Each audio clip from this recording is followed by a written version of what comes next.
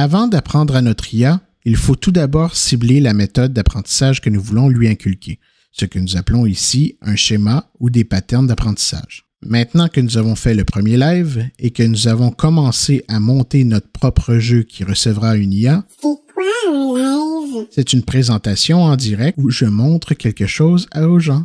Et En direct, comme à la télévision? oui, on peut présenter cela comme ça. Tu passes à la télé? Tu es une vedette?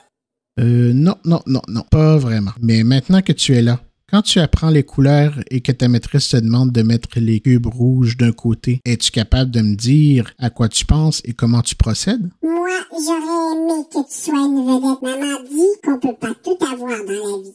Quand je vois un rouge, je le mets d'un côté et quand je vois un pas rouge, je le mets de l'autre côté. Des fois, j'enlève les pas rouges et je garde que les rouges. C'est cool, hein? Je vais vite. Super, hyper cool. Donc, parfois, tu tries les cubes un par un au fur et à mesure que tu les regardes et d'autres fois, tu y vas par élimination en regardant tous les cubes qui ne sont pas de la bonne couleur.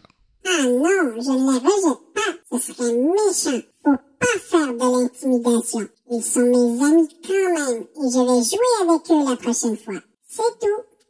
Donc, nous connaissons pour l'instant deux méthodes d'apprentissage. Le traitement événementiel, FIFO, First In, First Out, au fur et à mesure que les choses se produisent. Et un traitement par élimination, en éliminant les choses évidentes en premier, donc les couleurs qui sont le plus éloignées du rouge en premier, pour refermer notre attention sur les choses les plus compliquées par la suite. En fait, en psychologie, on a les conditionnements classiques, comportements qui comportent le conditionnement incitatif et le conditionnement inhibiteur. Donc, avec une forme de récompense, voire un résultat peut être une forme de récompense ou une punition, comme le manque de résultat peut être une punition. C'est un premier pas vers l'apprentissage basique. Ensuite vient le conditionnement opérant, qui est la base de l'apprentissage, par essai et erreur. Ensuite vient l'habituation et son pendant, la sensibilisation, l'apprentissage latent, l'apprentissage par intuition, l'apprentissage par imitation, l'apprentissage par observation, les apprentissages complexes et l'imprégnation qui est beaucoup plus axée sur la conscience que l'intelligence artificielle actuelle. En intelligence artificielle, c'est exactement cela que nous essayons de reproduire. Roboto, toi, si je te donne des cubes de couleurs à trier, comment procéderas-tu?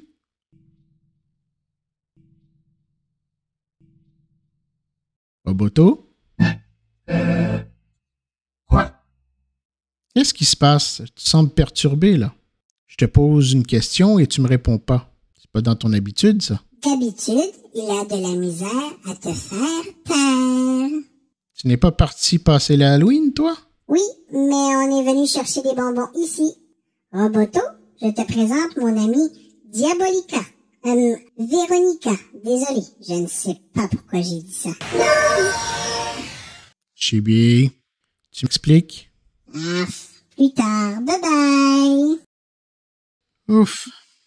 Bon, avec tout ça, Roboto m'a pas répondu. Bon, bien, en intelligence artificielle, nous parlons plutôt d'apprentissage supervisé, non supervisé ou par renforcement. Dans l'apprentissage supervisé, nous avons des données en entrée que nous appelons des caractéristiques, features en anglais, et les résultats attendus, les étiquettes, les labels en anglais. Il nous permet de faire des distinctions basées sur un modèle qui est obtenu à partir de données d'historique et de l'algorithme choisi. L'apprentissage supervisé tente de répondre à deux questions, la classification et la régression. La classification de la qualité du résultat obtenu. Donc, quelle classe? Combien y a-t-il eu de régression? Quantification de la régression par rapport au précédent résultat. L'apprentissage non supervisé, quant à lui, a toujours des features, donc des caractéristiques, mais pas de label, car nous n'essayons pas de prédire quoi que ce soit. À partir des données historiques que nous avons, nous essayons de voir ce que nous pouvons apprendre des données sans oublier de valider les conclusions obtenues par des experts en la matière.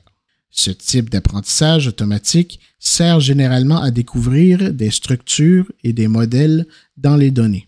Il peut également être utilisé pour l'ingénierie des caractéristiques, feature engineering, lors de processus de préparation des données pour l'apprentissage supervisé. Nous y reviendrons plus tard.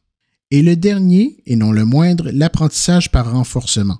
Avec ce type d'apprentissage, vous commencez avec un agent, un algorithme, qui doit choisir parmi une liste d'actions.